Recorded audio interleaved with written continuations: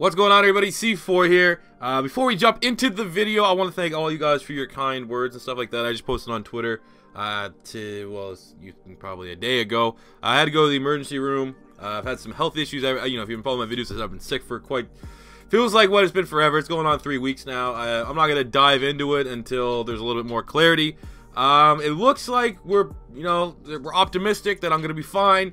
I have to get an ultrasound done within the next couple weeks, so just keep you posted on that. But still, I definitely did like all the support and love and stuff like that I was given on Twitter, so I'm just showing you some appreciation to that. And doing videos like this, especially in times like this, kind of helps keep my mind off it, because I am one of those people that necessarily can get a little bit of anxiety about health issues and stuff.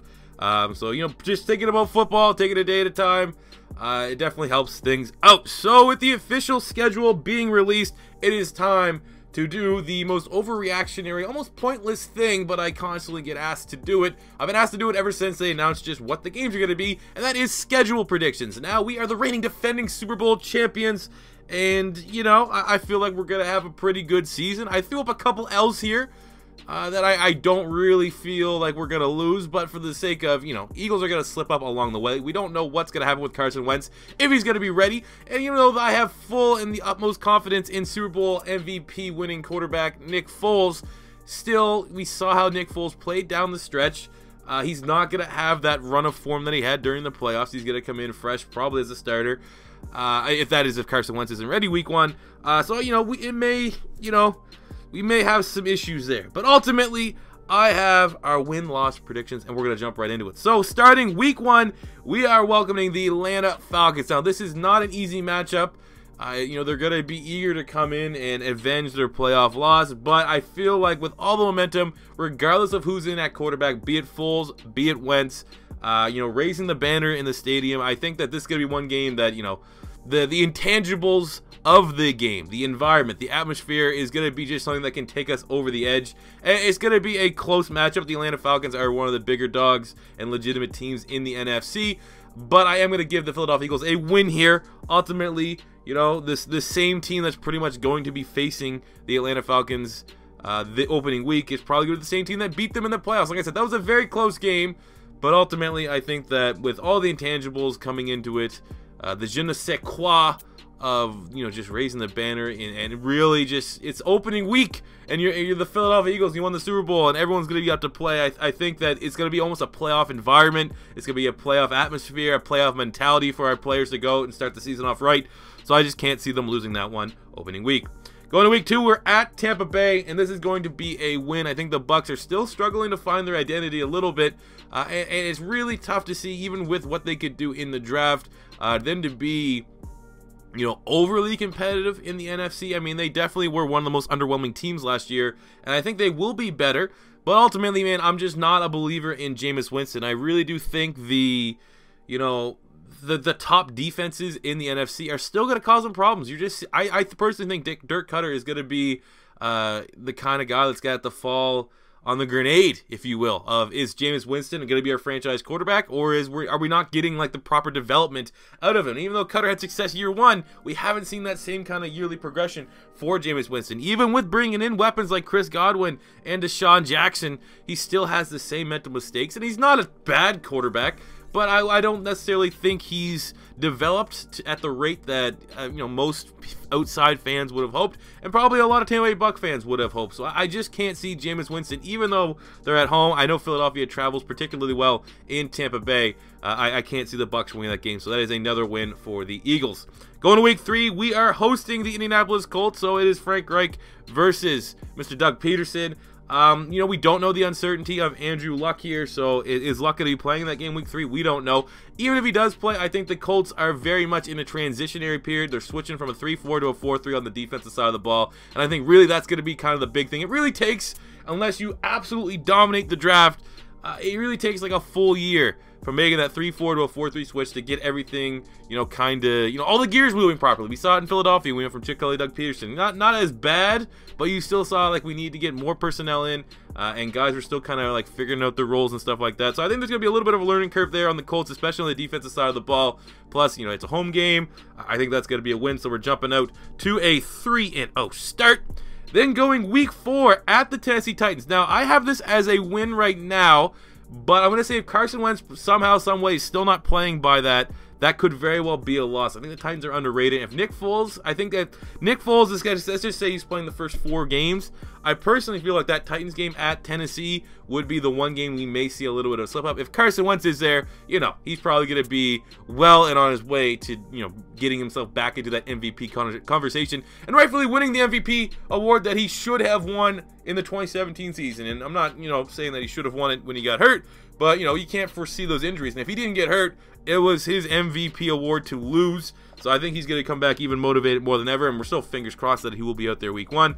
But yeah, against the Tennessee Titans, it's a tricky opponent if Wentz is in there, and I do believe by week 4, even if he's not ready to start the season, I think at the most the first 2 games, maybe the first 3 would be Nick Foles, and I think that week 4 game will be the return date of Carson Wentz. And assuming that he's played all those games, week 1 or week 2 or week 3, and then coming into week 4, a Wentz-led Eagles will beat that Tennessee Titans team. So that is 4-0. Now we're coming into week 5, hosting the Minnesota Vikings. I'm giving this one a loss. And I'm giving this one a loss just because I do feel like in that first 5 games, you know, realistically speaking, probably 2 of those games Nick Foles is going to play. I think one of those might slip up, and right now I just can't straight up say that we're going to lose to the Falcons or Bucks. So I'm going to throw up this L to the Vikings, even though, again, much like the Atlanta Falcons game, I think that's going to be kind of like a playoff environment just because of the rivalry that really has built between the Eagles and the Vikings from all of the shenanigans that happened in the playoffs last year where the Viking fans were just whining and complaining that the Eagle fans were too mean, and we really just destroyed the perfect season for them, hosting the Super Bowl in their own stadium, coming off the miracle game. And, you know, I feel like that's a little bit coming up a rivalry for the Philadelphia Eagles and the Minnesota Vikings. Maybe more so for the Vikings than the Eagles because we dominate them. It's a rivalry only if it's competitive, and it was a blowout, but the Vikings are going to be much more improved. They have Kirk Cousins, who has performed throughout his career pretty well against the Eagles. So, you know, my gut says that's going to be a win. But I'm more so chucking to this loss because that is the most competitive team out of the first 5, and I don't see the Eagles starting 5-0. So I'm just going to throw up the loss there, even though I'm confident they will win. And I think you may be a little bit more likely to lose a game with Nick Foles under center if that's the scenario. But we'll give that a loss. So now we are sitting at 4-1. Week 6, we are at the Giants. I think the Giants are definitely going to be in a transitionary period. They always cause us trouble. It's always going to be a close game. Even when the Giants were terrible last year, we still had to, you know, have the Jake Elliott super long field goal to win. Even though I just feel like the Eagles are going to be another level right now in the NFC East next season.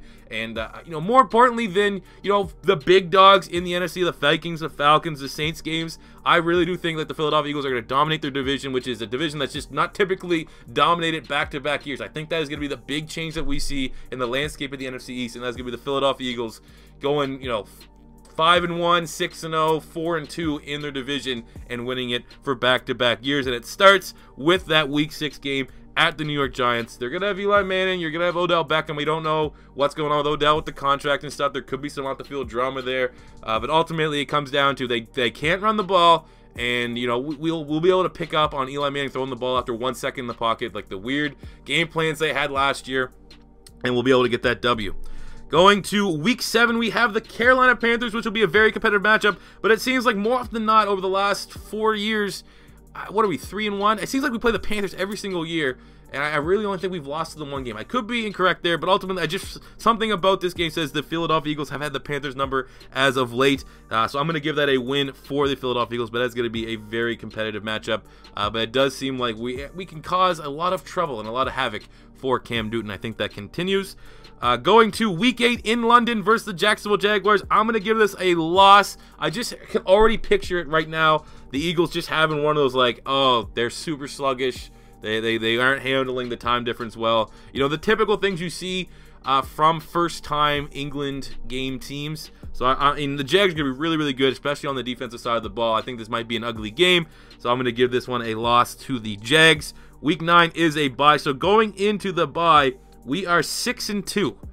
I'll take a 6-2 mark at the bye.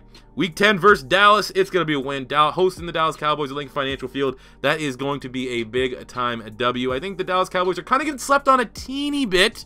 I think Dak Prescott will be a little bit more improved, even though his wide receivers and his weapons, you know, draft pending. If they go wide receiver in the first round, it might help out a little bit.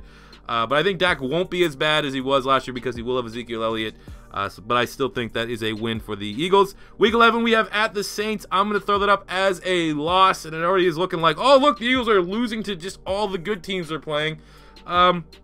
But I think, you know, anytime you have to go inside the dome at New Orleans, and for some reason, Drew Brees has the Eagles number. I know last year, my predictions, I kind of gave the Cardinals an upset over the Philadelphia Eagles because up until last year, the Cardinals had, for whatever reason, the Philadelphia Eagles number, and Philadelphia kind of got that monkey off their back and was able to defeat them. So maybe that'll be the case here week 11, but, you know, just quickly, way too early, looking at these predictions for the schedule, I'm going to throw up a loss there at the Saints. Week 12 versus the Giants, we're hosting them. That's going to be a win. Week 13 versus the Redskins, we're hosting them. Win. Week 14 at Dallas, win. Complete domination over the NFC East. What is that? At that point, that's 5-0. We're 5-0 in the NFC East. Almost unheard of. Week 15, we have at the Rams, win. I think the Rams are going to be a team that kind of like maybe the Saints, maybe how we view the Saints. I think the Rams are going to be, their fan base is like, how come the Eagles always play that good against us? I think Carson Wentz is going to be a little bit of a revenge game. It's going to be two of the best teams, probably you could say on paper the two best teams in the NFC, even though, you know, there's Saint fans and Viking fans that want to throw their name in, maybe some Falcon shouts. But that is going to be an outstanding game week 15 at the Rams. It's annoying because, you know, you always have to consider going across country. It's going to be a big time difference. Not as big as the London game, but pretty damn close. But I just feel like the Rams are going to be that really good team in the NFC that for every reason when we play them, we have their number. So I'm going to give us that win. Week 16, we host the Houston Texans. That is going to be a loss. I think the Texans are going to be a very competitive team. It's going to be an awesome game between, I could probably say, my two favorite quarterbacks in the NFL right now, in Carson Wentz and Deshaun Watson. The Texans defense is very, very good. I think we might have an edge stopping the run game. I don't know if they're going to have a lot of balance to their offense, but I'm just going to give the Texans there a very, very low-scoring win. And then week 17, we are at the Washington Redskins, and I'm going to throw it up as a loss. It doesn't matter who's under quarterback, be it Kirk Cousins, be it Alex Smith. More often than not, if we're going to slip up in the division, it just always seems to be against the Washington Redskins. So I'm going to give the benefit of the doubt here. A big week 17 victory. I don't know if we'll have everything wrapped up by this point. Maybe we won't be playing our starters. Kind of be similar to the Dallas Cowboy game last season. But we'll give some Redskin fans a little bit of hope here and give them a W. And this could be a costly W because Philadelphia could be playing for a bye. We could be playing for home field at this point. And I just feel like one of our... I just think that we're going to be confidently and comfortably the best team in the NFC East this season, but I think one of those games away is going to be just a brutal loss, be it refs or just something stupid, and it may cost us like a home field advantage or something like that. But we end up finishing here with a 11-5 record, a very modest. Not, you know, I've definitely seen some people saying they're going 14-2, 13-3. I think 11-5 is a good starting point. Like I said, this is way too early. This is just more so a 15-minute, sub 15-minute rant of me just talking about stuff that's, you know, kind of early to predict because we don't even know what the draft holds yet. Injuries, stuff like that from training camp. So we definitely will revisit this probably a week or two before the official preseason starts. That's usually when I do it. But as of right now, I feel like between 11-5 and 12-4, those are probably, that's probably where I have the Philadelphia Eagles finishing this year. A lot is dependent on, you know, the health update of Carson Wentz. When is he going to play? But, you know, ultimately, we're playing a lot of competitive teams because, you know, your strength of schedule for winning the division is always hard. We asked the Dallas Cowboys about that. I think we have a lot of good home games. We have a lot of home field advantage in some of our tough matchups. And I'm going to say right now, just looking at the schedule, the at Saints, the Jags game in London, and at home against the Texans. Those are probably the three biggest games that I'm currently worried about. But there you go, guys. That is my schedule prediction. As always, if you have your own predictions, if you agree to disagree with any of the wins, losses that I threw up here, debate me in the comment section below. I dare ya.